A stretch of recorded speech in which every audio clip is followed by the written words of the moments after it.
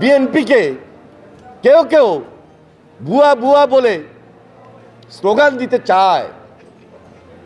কেউ যদি বলে গোলাম আজমের বাংলায়, এই কথাগুলো আমাদের মনের মধ্যে দাগ কাটে। এটা হয় না। যে সংস্কারগুলো খুব জরুরি এবং অ্যাট এ টাইম নির্বাচনটা করেন, জনগণের সরকারটা প্রতিষ্ঠিত করেন। নির্বাচন চাওয়াটা তো কোনো অপরাধ নয়। যে নির্বাচনের জন্য আমরা লড়াই করেছি, সংগ্রাম করেছি, জীবন দিয়েছি। আজকে একটা জিনিস খুব লক্ষণীয়, শাহবাগে নিয়মতান্ত্রিক আন্দোলন হতে পারত,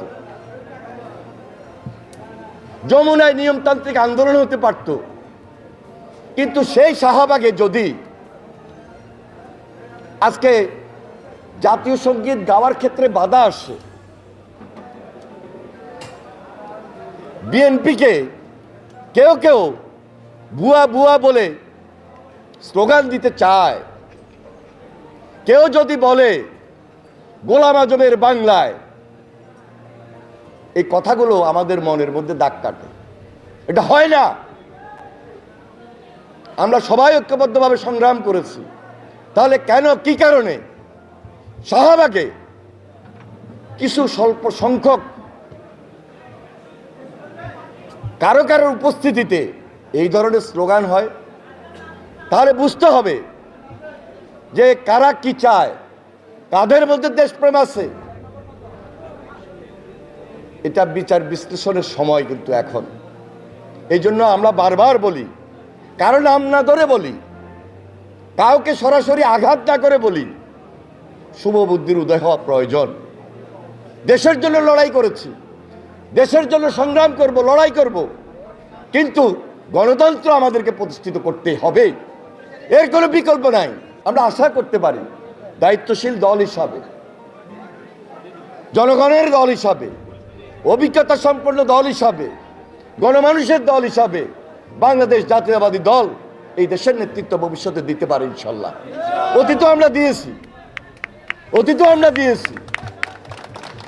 আমরা তো এই কথা বলি নাই যে আমরা এককভাবে দেশ চালাবো।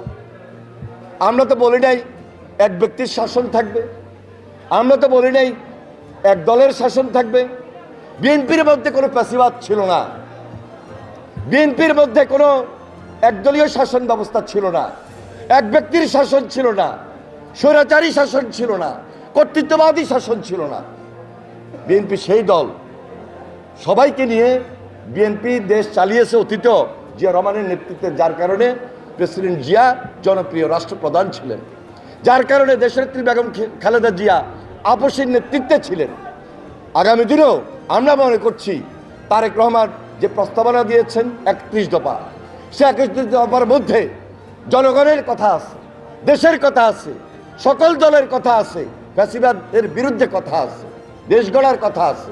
তাই আসুন, এখনো সময় আছে, আমরা সবাই ঐক্যবদ্ধ থাকি, দেশটাকে গড়ি। মানুষ এখন আর বারবার মিছিল করবে, মিটিং করবে, এটা মানুষ পছন্দ করে না।